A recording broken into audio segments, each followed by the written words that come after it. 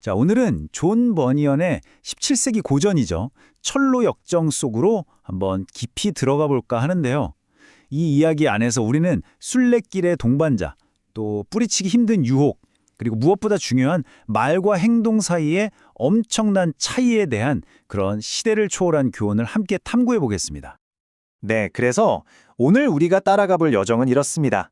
주인공들의 만남으로 시작해서요. 그들이 겪는 여러 시련들을 거쳐서 마침내 강력한 진실이 드러나는 결정적인 대결의 순간까지 순서대로 한번 쭉 따라가 보겠습니다. 자, 첫 번째 이야기부터 시작해보죠. 두 순례자의 이야기. 부제가 참 의미심장하네요. 여정은 친구와 함께 할 때 더 좋다고요? 이야기의 주인공 바로 크리스천인데요. 이 사람이 멸망의 도시를 떠나서 정말 홀로 순례길에 올랐어요. 근데 이 길이 결코 쉽지가 않았습니다. 정말 온갖 위험을 혼자서 다 감당해야 했죠. 그런데 정말 외롭게 걷던 그 길에서 저 멀리 다른 여행자가 보이는 거예요. 바로 고향 이웃이었던 믿음이었습니다. 서로를 알아보고 막 달려가서 드디어 두 사람이 함께 길을 걷게 됩니다. 이제 혼자가 아니죠. 둘이 함께 걸으면서 믿음이 그동안 자비가 겪었던 이야기를 들려주는데요. 와, 이 믿음의 여정도 만만치 않았더라고요. 그를 길에서 벗어나게 하려는 그런 우화적인 유혹들로 가득 차 있었죠. 그가 처음 만난 유혹자는 바로 첫사람 아담이라는 인물이었는데요.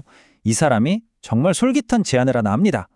자, 이 아담이 뭐라고 제안하냐면요. 순례길만 포기하면 아주 좋은 직업에 자기 세 딸, 그러니까 육신의 정욕, 안목의 정욕, 이생의 자랑과 결혼시켜주고 심지어 전 재산까지 상속해주겠다는 거예요. 믿음은 물론 거절했지만 사실 잠깐이라도 이걸 고민했다는 것 자체만으로도 그 대가를 치르게 됩니다. 하지만 믿음을 가장 끈질기게 괴롭혔던 상대는 따로 있었습니다. 바로 사회적인 압박을 무기로 쓰는 수치라는 인물이었죠. 자, 이 수치가 하는 말들을 좀 보세요. 정말 흥미로운 게 이게 수백 년 전 이야기인데도 지금 우리가 듣기에도 너무 익숙한 말들이라는 거죠. 신앙은 좀 약하고 단순한 사람들이나 믿는 거 아니야? 봐봐, 잘나고 돈 많고 똑똑한 사람들 중에 그런 길 가는 사람 아무도 없잖아. 이런 식으로요. 이건 정말 강력한 심리 공격이죠. 결국 믿음은 깨닫습니다. 아, 내가 세상의 인정을 받을 것인가? 아니면 하나님의 인정을 받을 것인가? 둘 중 하나를 선택해야 하는구나. 그리고 그는 아주 단호하게 자신의 길을 선택하죠. 자, 그렇게 힘든 시련을 이겨내고 둘이 계속 길을 가는데 이번에는 또 다른 인물이 나타납니다. 겉보기엔 정말 완벽한 순례자 같은 사람, 이름하여 말뿐인 사람입니다. 믿음은 이 사람을 보자마자 헐딱 반해요. 와, 이 사람은 역사부터 신비, 기적까지 모르는 게 없는 거예요. 신앙, 회개, 기도에 대해서 어찌나 유창하게 말하는지 정말 지식도 풍부하고 열정도 넘쳐 보였죠. 그런데 그때 크리스천이 믿음을 조용히 옆으로 부르더니 경고를 합니다. 사실 저 사람 자기 고향 사람이라 잘하는데 하면서 우리가 봤던 모습과는 전혀 다른 그 사람의 진짜 모습을 폭로하죠. 자, 이제 이야기의 핵심입니다. 크리스천이 말하길 저 말뿐인 사람의 신앙은 그냥 혀끝에만 달려있다는 거예요. 그의 마음이나 집에서의 실제 삶 속에는 신앙이 전혀 없다는 거죠. 겉으로 보이는 것과 실제 모습이 얼마나 다를 수 있는지를 제대로 보여주는 대목입니다. 보세요. 밖에서는 기도와 회개에 대해 그렇게 유창하게 말하면서 집에서는 기도 한 번 안 하고요. 거듭남을 찬양하면서 가족들은 함부로 대하고요.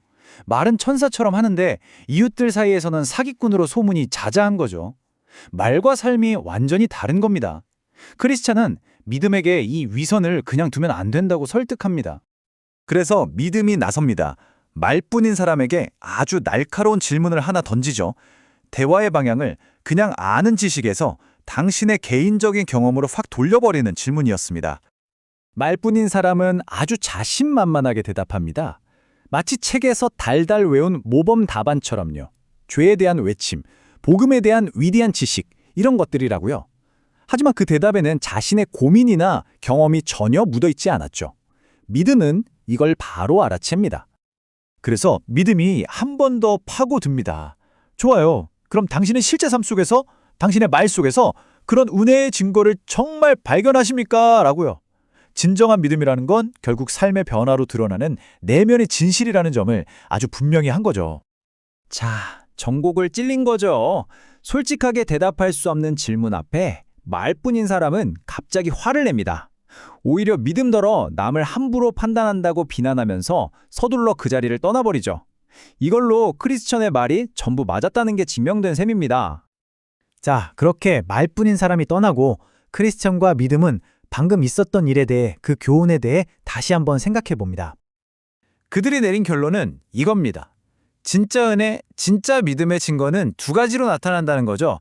첫째는 영혼 안에서 내가 죄인이라는 걸 깨닫고 구원자가 절실히 필요하다고 느끼는 것.